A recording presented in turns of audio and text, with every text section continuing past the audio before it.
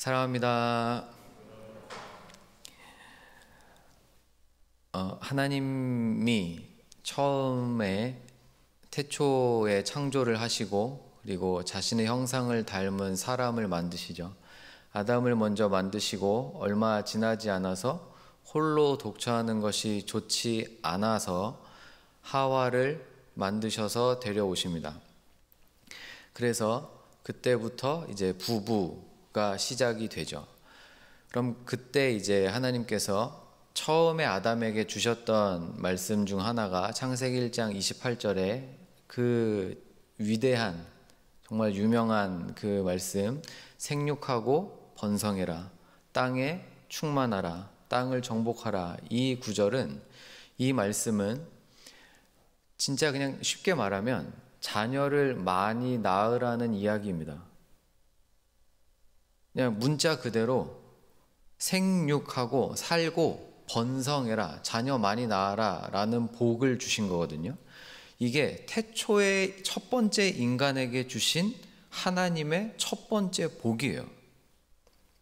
그러니까 자녀 출산이라는 것은 정말 귀하고 정말 큰 복이면서 하나님께서 인류 마지막에 예수님이 다시 이 땅에 재림하시고 그 구속사의 마지막, 인류 역사의 마지막 순간까지 하나님이 이 처음 주신 이 말씀, 약속의 말씀, 생육하고 번성해라, 이 땅에 충만해져라, 이 말씀을 이루어 가실 텐데, 그 이루어 가실 방식으로 뭘 택하신 거냐면 남자와 여자를, 남성과 여성을 결혼시키셔서 자녀를 출산하게 하시는 이 방법을 통해 인류 마지막까지 이 대가 끊어지지 않게 하시겠다는 말이에요. 그러니까 인류 역사를 마지막까지 끌고 가실 텐데, 하나님께서 직접 섭리해 가시면서 가실 텐데, 그 가장 핵심적인 방법 중에 하나가 뭐냐 하면 남자 여자 결혼시키셔서 자녀를 낳게 하심으로 인류가 이어지게 만들어 가시겠다는 겁니다. 이게 하나님의 창세 때부터 세워놓으신 계획이에요. 저희는 또 동시에 생명의 주인이 하나님이시라는 것을 알고 있습니다. 이 두 개가 합쳐지면 이제 어떻게 됩니까? 하나님은 인류를 이 역사의 마지막까지 데리고 가실 텐데, 그리고 생육하고 번성시키게 만드실 텐데, 그 방식을 결혼을 통해서 자녀를 출산하는 방식으로 삼으셨고, 그리고 그 방식에 생명을 직접 주시는 분이 하나님이신 거예요. 이 두 가지가 합쳐져서 저희는 인류 역사가 끊어지지 않고 계속 이어져 가는 이 시대를 살고 있는 것입니다. 노아 언약의 핵심 중에 하나가 뭐냐면 내가 다시는 물로 심판하지 않으리라 하거든요. 왜냐하면 그 직전에 물로 모든 인류를 죽이시잖아요. 그리고 노아 가족만 살리시거든요.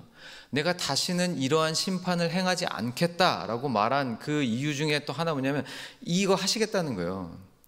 노아의 가족을, 자녀들, 부부로 살리신 이유는 이들을 통해서 노아에게도 아담에게 주셨던 그 언약을 똑같이 주십니다. 너는 생육하고 번성해라, 땅에 충만하라. 이거 똑같이 노아에게도 주시거든요.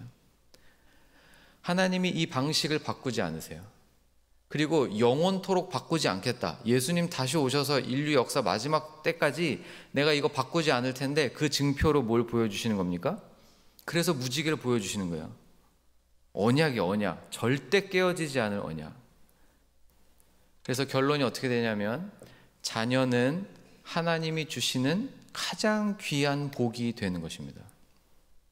이게 이제 일반적인 성경에서 말하는 자녀의 정의입니다.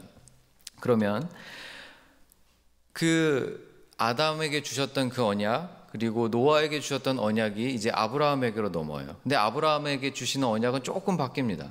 12장에서 하나님이 나타나셔서 너는 내가 보여줄 땅으로 가라 하시고, 15장에 다시 나타나셨을 때 아브라함이 투덜투덜대죠. 하나님이 나한테 아들 안 줘가지고 전 아들이 아직 없습니다. 이삭 낳기 전이니까. 그래서 우리 집에서 갈려나갈 내 종을 통해서 내 가문이 이어져 갈 겁니다. 그때 하나님 뭐라고 하시냐면, 아니다, 네 몸에서 난 자라야 너의 상속자가 될 것이다 하세요. 그리고 얼마 지나지 않아서 창세기 17장에 하나님 다시 오셔서 언약을 그때 이제 체결을 해주시는데, 언약식을 체결해 주시는데, 그때도 동일하게 말씀해 주세요. 근데 뭐라고 조금 바꾸시냐면, 이제 너는 나와 언약을 맺었으니 그 증표로 할례를 행해라. 근데 그 할례를 누구한테까지 넓혀 주시냐면, 너에게서 난 자, 그러니까 자식들 뿐만 아니라 너의 집에 거하는 모든 자, 심지어 네가 돈을 주고 사온 자까지라도 할례를 받으면 아브라함이 받은 이 언약의 백성이 되게 해주시겠다는 거예요. 이해가 되세요? 이 변화가? 육신의 자식이 하나님의 복인데, 이 복이 타인에게까지도 흘러가는 것들을 하나님이 이미 아브라함 언약 때부터 열어두시기 시작하는 겁니다. 우선 요거를 이제 가장 밑바닥에 깔고, 이게 이제 나중에 어디까지 가냐면, 이걸 잘 보여주는 구절이 하박국서인데, 하박국서 2장에 이렇게 이야기를 합니다. 이는 물이 바다를 덮음같이 여호와의 영광을 인정하는 것이, 여호와의 영광을 인정하는 것이 세상에 가득함이라. 저 인정을 누가 하는 거죠? 사람이 하는 겁니다. 온 땅에 편만하게 충만해진 이 사람들이 여호와의 영광을 인정하게 만드시겠다는 거예요. 그게 어느 정도냐면 물이 바다를 덮어버리는 것처럼, 그래서 물에 덮임을 받은 땅이 단 한 군데도 물이 없는 곳이 없는 것처럼, 다 물로 뒤덮이는 것처럼 여호와의 영광을 인정하는 것이 이 온 땅에 충만하게 만들겠다. 이 온 땅에 사는 모든 사람들이 이걸 인정하게 만드시겠다는 거예요. 이건 정말 무서운 구절입니다. 하나님을 사랑하는 자들에게는 저게 복 중에 복인 말씀이 되고, 하나님을 부인했던 자들에게는 그동안 부인하면서 살았는데 때가 되니까 인정할 수밖에 없게 만드시겠다는 거예요.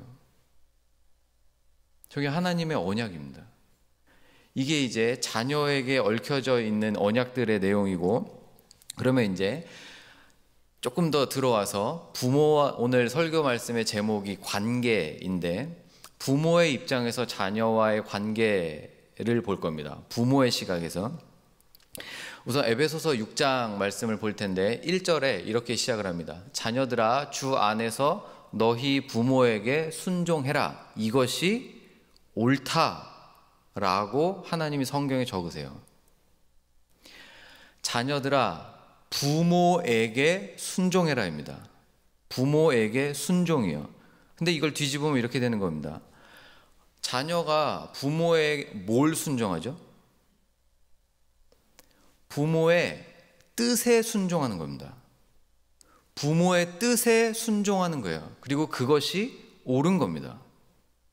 근데 저희는 대부분 사람이 뜻을 표현할 때 말로 하니까 이제 부모의 말에 순종해라 라고 이제 많이 표현이 되는 거죠. 거의 같은 의미인데, 재미있는 것은 사람은 말로 가르치는 걸 별로 듣지 않습니다. 이거는 다 아시잖아요. 뉘앙스가 어떤 말인지. 옛날에 책 제목 중에 이런 거 있었어요. 삶으로 보여주는 것만 배운단가 담는단가, 그런 책 제목이 있었는데, 제가 그 책을 보면서 되게 맞는 얘기구나 동감을 했던 것 같습니다. 말로 가르치는 건 잘 안 맥혀요. 삶으로 보여주는 것만 자식들에게 남죠. 여하튼 자녀들아, 부모에게 순종해라 라고 하실 때 부모의 도대체 뭘 순종하냐? 뜻입니다. 뜻. 부모의 뜻이에요. 근데 이걸 저희는 대부분 말로 하죠. 그러나 말로 하지 않고 행동으로 하는 것들이 사실은 더 핵심일 때가 많아요. 말로는 나도 못하는 걸 할 수 있으니까. 심지어 거짓말도 우리는 해줄 수 있거든요. 자녀들을 위해서. 그래서 뜻을 섬기다, 부모의 뜻에 순종하다라고 이 구절을 이해하시는 게 훨씬 더 좋은 이해입니다. 저희는 말로 얼마든지 다른 말 할 수 있어요. 야, 엄마 말 잘 들어야지, 아빠 말 잘 들어야지. 근데 남편한테는 진짜 당신은, 그래서 말은 얼마든지 바뀌어 나갈 수 있는 거거든요.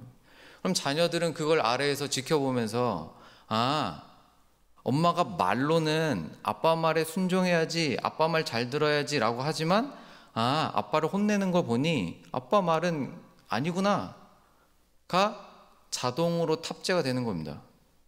예를 들자면, 그러니까 부모의 뜻에 순종하는 게 하나님의 뜻이에요. 그럼 이제 핵심은 어떻게 되냐면, 부모가, 남편과 아내가 한 사람만 뜻을 세우는 게 아니에요. 남편과 아내가 합심해서 어떤 뜻을 세우느냐가 가장 중요해지는 것입니다. 자녀 양육에 있어서 정말 중요한 것은 많은 지원도 필요하고 다양한 방식도 필요하고 내 아기의 어떤 성향도 잘 파악해서 그거에 맞는 것도 해줘야 되고 다 맞지만, 가장 영순위, 그 본질, 가장 그 근원은 부모가 같은 마음을 가지고 우리가 자녀를 이렇게 양육하자라고 세우는 뜻인 거예요.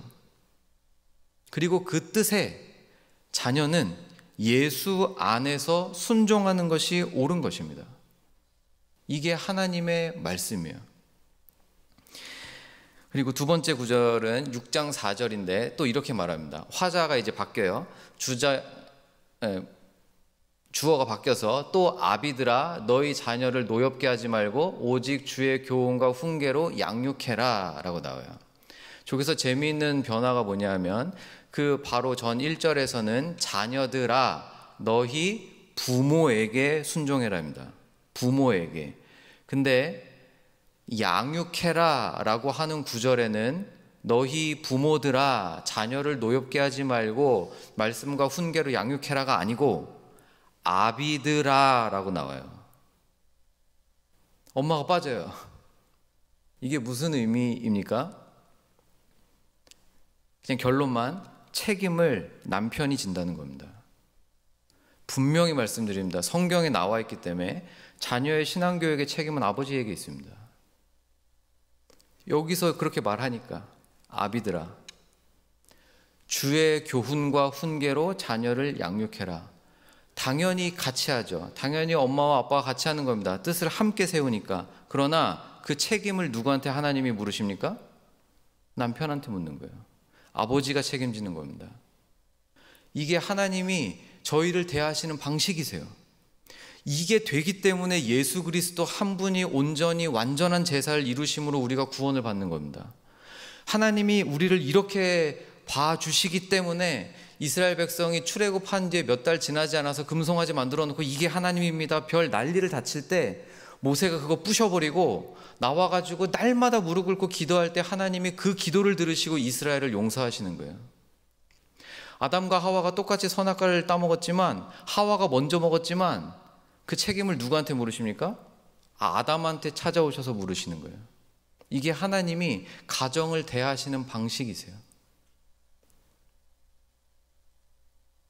자녀 양육의 책임은 당연히 어머니 아버지가 같이 함께 지지만 하나님께서는 남편에게, 아버지에게 물으실 겁니다. 꼭 기억하셨으면 좋겠어요. 정말 꼭 기억하셨으면 좋겠어요. 그러면 이 구절들이 이제 논리적으로 어떻게 정리가 되냐면 이렇게 되는 겁니다. 자녀들은 이제 태어나면 1세잖아요. 이제 0세죠, 0세. 우리의 애기들은 태어나면서 하나님을 먼저 봅니까? 엄마 아빠를 먼저 봅니까? 엄마 아빠를 먼저 봐요. 아이들은 하나님이 온 우주를 창조하시고 그의 영광과 아름다우심과 그의 사랑스러우심과 그의 의로우심과 그분이 어떤 분이신지를 알기 전에 엄마를 먼저 만나고 아빠를 먼저 만나서 엄마가 주는 사랑을 통해 사랑이 무엇인지를 느끼기 시작하고, 아빠가 하나하나 세워가는 기준들과 그런 말들을 통해서 이건 해도 되고 이거는 하면 안 되는 거구나라는 기준들, 의로움들, 선한 것들, 악한 것들에 대한 개념들이 세워지기 시작하고 이것이 하나님이 기뻐하시는 거구나로 발전해 가는 겁니다. 우리 아이들은 하나님을 알기 전에 엄마 아빠를 먼저 아는 놀라운 특권을 누려요. 이걸 또 반대로 뒤집으면 부모는 자녀들에게 정말 티 하나 묻지 않은, 물론 죄인이지만 티 하나 묻지 않은 이 어린 영혼들에게 하나님이 어떤 분이신지를 보여줄 수 있는 말도 안 되는 특권을 가지는 거예요. 진짜 우리 아들, 딸들에게 내가 말 한마디를 통해 하나님이 어떤 분이신지를 느끼게 해줄 수 있는 놀라운 특권이 부모에게 주어집니다. 복 중에 복이에요. 어디 가서 하나님 흉내 내봅니까? 어디 가서 하나님 티를 내보겠어요? 근데 우리 자녀들한테 할 수 있는 거예요. 이게 하나님이 가정을 꾸려가시는 이유예요. 지난번에 관계 4번째 할 때 부부 다루면서 결혼이 부부 생활을 이끌어가는 게 아니, 부부 그 사랑이 결혼을 유지해가는 게 아니라 결혼이 부부를 유지해간다라고 말했습니다. 하나님이 믿음을 가진 두 남녀를 부부로 묶으시고 언약으로 묶어주시고 둘이가 부모를 떠나서 연합하여 한 몸을 이루라고 하시고 그 믿음의 가정에 자녀를 주시는 이유는 이거 하라고. 너에게 내가 준 이 생명에게 예수가 이 아이 때문에 십자가 져서 죽었어. 이 아이를 내가 너희한테 맡길 건데 이 자녀에게 너한테 아들로 줄게. 너한테 딸로 줄게. 이 자녀에게 너희는 하나님이 어떤 분이신지를 보여줘라. 이것이 부모가 자녀와 맺어야 하는 관계입니다. 성경적인 자녀 양육의 정의를 그래서 이렇게 내리는 거예요. 엄마와 아빠가 힘을 합쳐서 자녀에게 하나님이 어떤 분이신지를 보여주면서 사는 겁니다. 이게 말 한마디, 두 마디 이런 걸로 하나님이 어떤 분이신지를 가르쳐 줄 수 있습니까? 안 되죠. 한두 번 반짝하는 걸로 아이들에게 하나님이 어떤 분이신지를 인식시켜 줄 수 있습니까? 안 돼요. 평생을 살면서 최소한 1차 기준은 이 자녀들이 성인이 될 때까지 평생 자녀들과 함께 살면서 하나님은 이런 분이야, 하나님은 저런 분이야를 남편과 아내가 서로 사랑하면서 사는 모습을 통해 남편과 아내가 서로 뜻을 합쳐서 마음을 합쳐서 세워주는 그 기준을 따라 최선을 다해 몸부림을 치면서 사는 모습을 보여주는 것을 통해 자녀들에게 하나님이 이런 분이셔, 예수가 이런 분이셔, 그분이 세워가시는 교회가 이런 곳이야를 자녀들에게 알려주는 것, 그것이 양육이라는 것입니다. 이 세상에서 교육적인 정의가 뭐 어떻든 그게 틀리다는 말이 전혀 아니라 그거는 그 나름대로 도움이 되지만 성경이 말하는 자녀 양육은 이겁니다. 이제 요게 하나 더 발전해서 이렇게 됩니다. 지금까지 제가 설명드린 부분은 일반적인 부분이에요.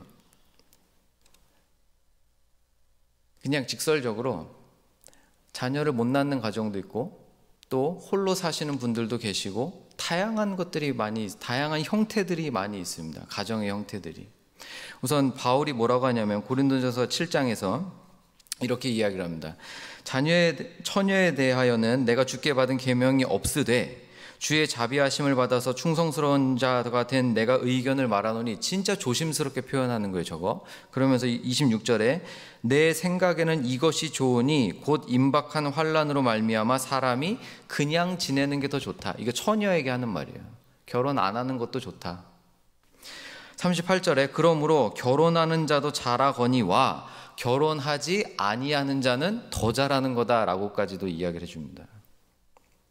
저건 또 그럼 어떻게 된 거죠? 지금까지 제가 여러분들에게 드린 말씀은 다 성경에 나온 말을 그냥 설명해 드린 것 뿐이에요. 성경에 나온 얘기예요. 결혼이 복이고 자녀 출산이 복이에요. 분명합니다. 그런데 바울은 신약에 와서 약간 반대되는 것 같은 표현까지도 해주는 거예요. 그러면 저건 어떻게 이해를 해야 되는 겁니까? 이렇게 정리가 되는 겁니다. 자녀를 저희가 출산해요. 하나님, 생명의 주인이신 하나님께서 주신 거예요. 그래서 출산을 한 겁니다. 그래서 저희는 그 자녀와 바른 관계를 맺어야 해요. 바른 관계라는 것은 부모로서의 책임을 지고 이런 것들 다 맞는데, 동시에 성경적인 정의, 자녀에게 하나님을 보여주는 관계의 역할이에요. 이걸 맺으면서 자녀들 양육해 간다고요. 그런데 문제가 뭐냐면, 자녀를 못 낳는 가정도 있고, 자녀가 태어날 때부터 아픈 가정도 있고, 진짜 말로 다 할 수 없는, 진짜 영화를 만들면 수십 편이 나올 만한 그런 게 저희의 인생 아닙니까? 바울은 그 대표적인 걸로 여기서 독신으로 그냥 이야기를 하는 거예요. 자녀 없이 사는 삶. 근데 그것도 영광스럽다는 거예요. 어떻게 저게 저렇게 될 수 있습니까? 제가 처음에 아브라함 언약 설명하면서, 아브라함이 하나님과 언약을 맺을 때 너의 몸에서 난 자만이 너의 상속자, 너의 가문이 될 것이다. 그런데 할례를 통해서 그거를 확증해 줄 텐데, 그 할례를 어디까지 넓혔어요?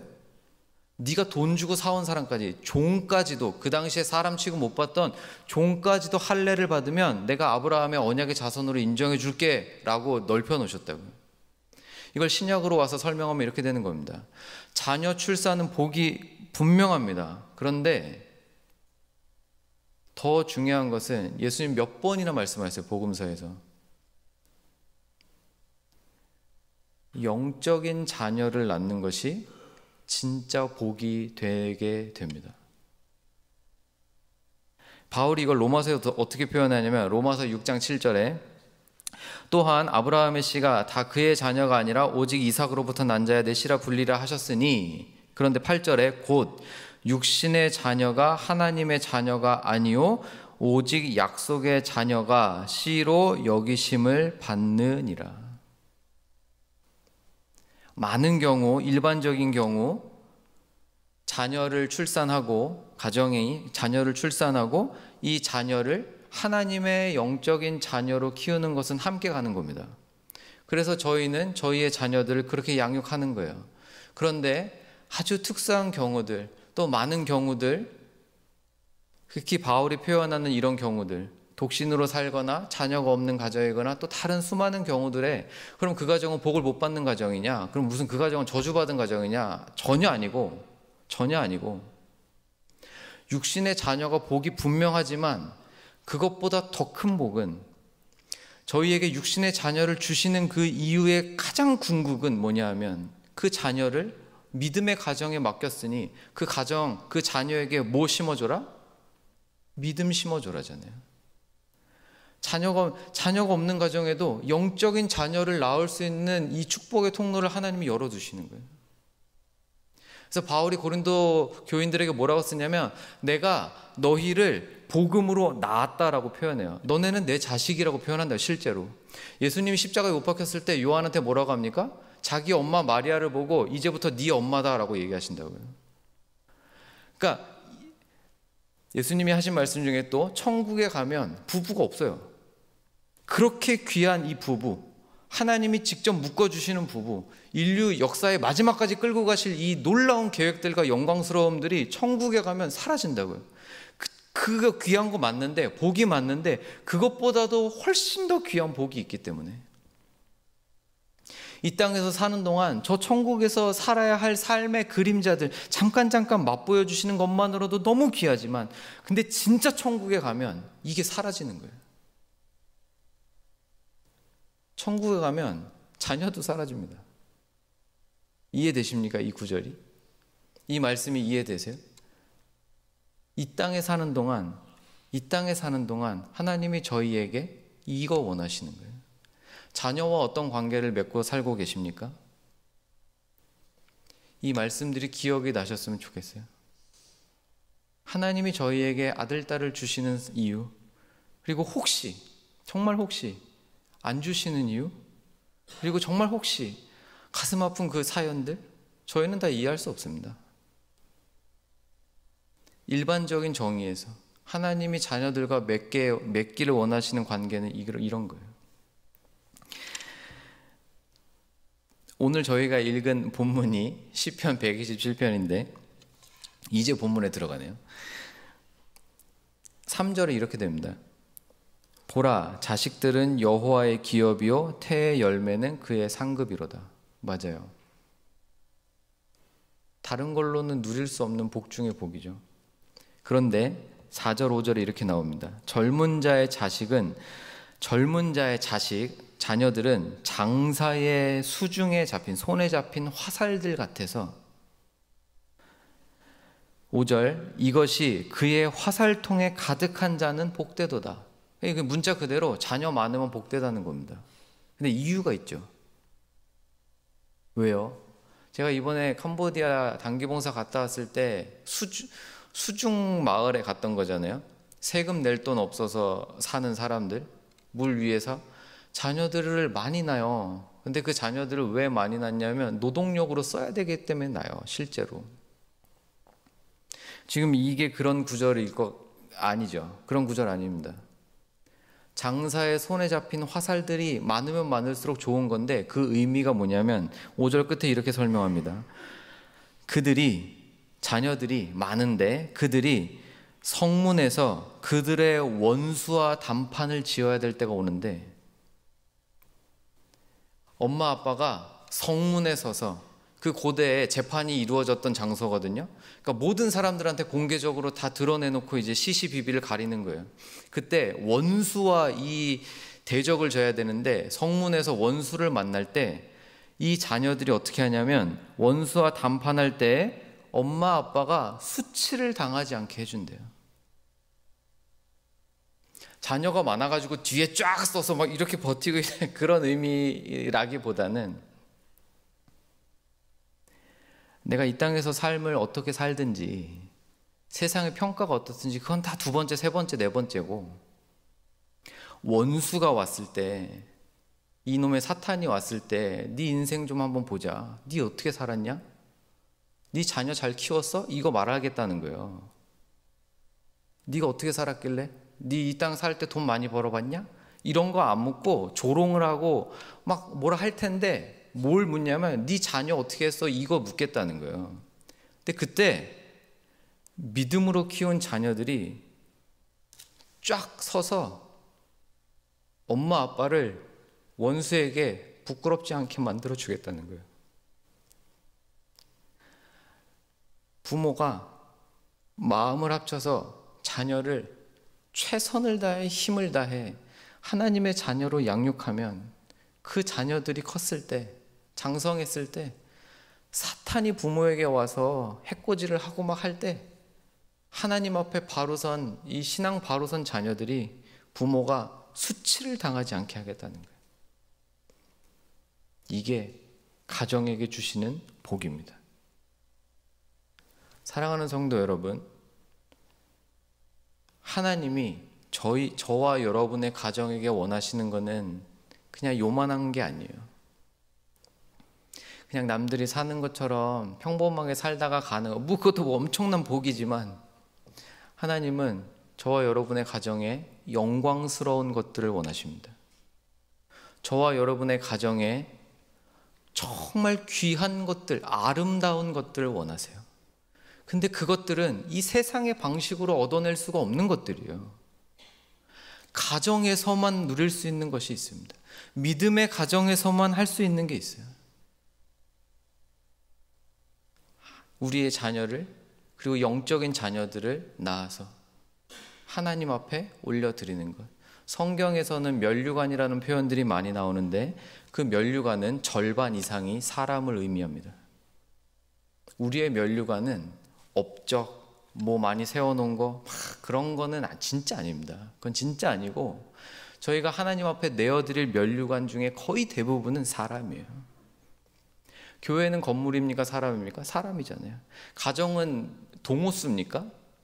몇 동 몇 호에 사는 게 저희의 가정입니까? 아니잖아요. 사람이잖아요. 저희가 하나님께 벗어드릴 면류관은 사람인 거예요.